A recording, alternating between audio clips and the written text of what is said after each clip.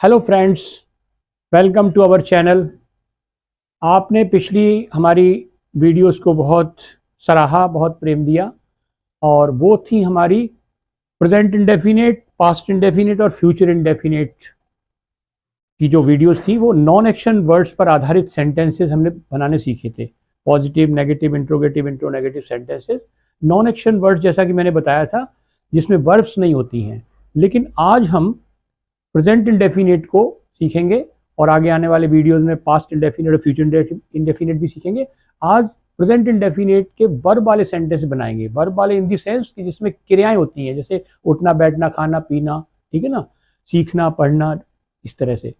तो इसमें जो सुबह से लेकर शाम तक जो एक इंफॉर्मेटिव सेंटेंसेस हम लोग बोला करते हैं वो है, मैं सुबह 6 बजे उठता हूँ, फिर मैं घूमने जाता हूँ, फिर मैं स्नान ध्यान करके अपने काम में लग जाता हूँ, इस तरह से नाश्ता करता हूँ। ये मतलब सूरज पूरब में उगता है, इस तरह से हम हर संडे को बाहर घूमने जाते हैं।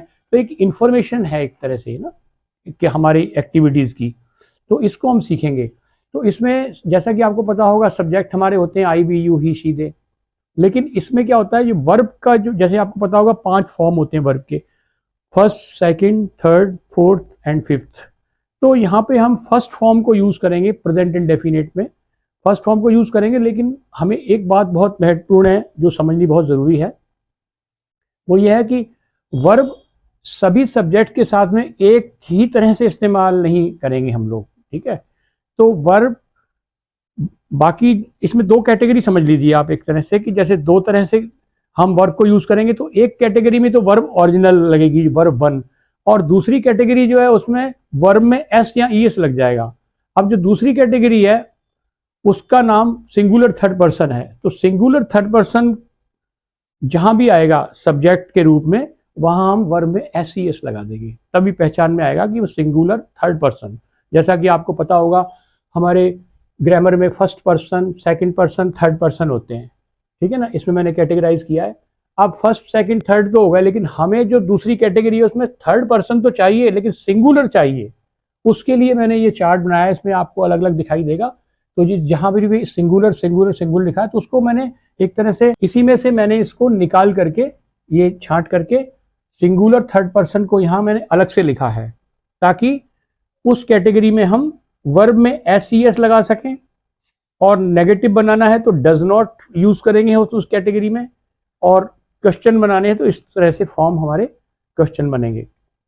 तो अब आपने समझा 2 कैटेगरी हैं इसमें। जैसे आई, वी, जो सब्जेक्ट हैं उनकी 2 कैटेगरीज हैं, ठीक है। तो पहली कैटेगरी में तो हम नॉर्मल वर्ब लगाएंगे, ठीक है ना, और डू नॉट लगाएंगे, और यहाँ पर भी डू लगाएंगे, डू से क्वेश्चन शुरू होगा। लेकिन इस कैटेगरी में ये सारे नियम लागू होंगे। और कैटेगरी में क्या क्या आ रहा है, ये ही, शी, इट, दिस, दैट, और this plus noun. This plus noun का मतलब this boy, this girl, this madam, this sir, like, है ना, एंड दिस मिल्कमैन, लाइक, इस तरह से। ऐसे ही दैट, अगर दिस और दैट में तो आपको फर्क पता ही होगा, दैट दूर के लिए दैट हो गया।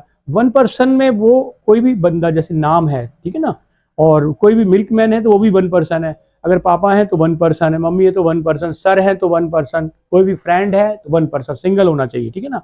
तो वो सिंगल जब होगा तो सिंगुलर थर्ड पर्सन में आ जाएगा, ठीक है।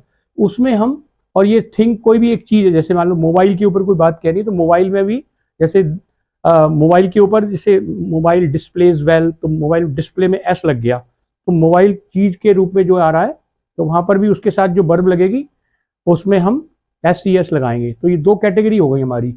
अब इसमें हम अगर हम प्रैक्टिस करें तो हम सपोज यहाँ से शुरू करते हैं। तो ये 2 कैटेगरी जो हमने बताई हैं, एक में तो वर्ब ओरिजिनल लगेगी और एक में वर्ब एस ई एस लगेगी, ठीक है।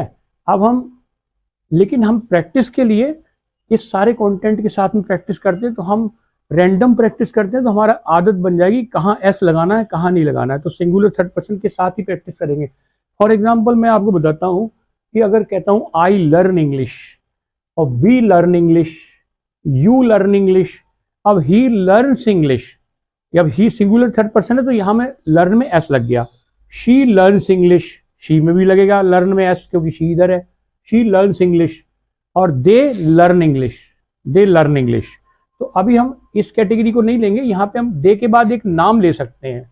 Suppose Sanjay learns English, Sarita learns English, and Sanjay and Sarita learn English. अब यहाँ संजय और सरिता के साथ लर्न में एस नहीं लगेगा, क्यों? क्योंकि वो प्लूरल है।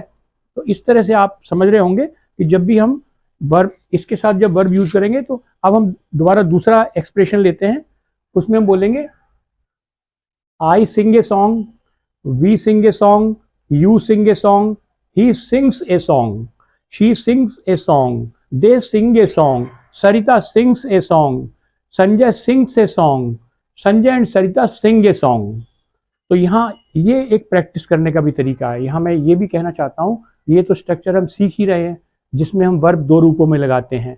दो रूपों में, एक कैटेगरी में तो वर्ब ऑरिजिनल लगेगी, पहली कैटेगरी कौन सी है? जो नॉर्मल है, कॉमन, और एक दूसरी कैटेगरी है सिंगुलर थर्ड पर्सन। तो इसमें प्रैक्टिस हमें इसी तरह से करेंगे तो एक तो आदत पड़ जाएगी और फ्लुएंसी भी आएगी। अब दूसरा एक्सप्रेशन लेते हैं। सपोज हमें किताबें बहुत पसंद है, तो मैं बोलूँगा I like books, we like books, and you like books, and he likes book, and she likes books, and they like book, Sarita likes book, Sanjay likes book, and Sanjay and Sarita like book. अब verb में हम जो change कर रहे हैं वो इसके हिसाब से कर रहे हैं। बस यही सीखने वाला है आज के चैप्टर में। और प्रैक्टिस की जहाँ तक बात है, तो ये हम एक्सप्रेशन बहुत सारे बना सकते हैं। गो टू दिल्ली कर सकते हैं, I go to Delhi, we go to Delhi, you go to Delhi, he goes to Delhi. देखा आपने, गो में ईएस लग गया, इसके हिसाब से he goes to Delhi, she goes to Delhi, they go to Delhi, Sarita goes to Delhi. अब सरिता इसमें कहाँ है? वन पर्सन है। Sanjay goes to Delhi, Sanjay one person.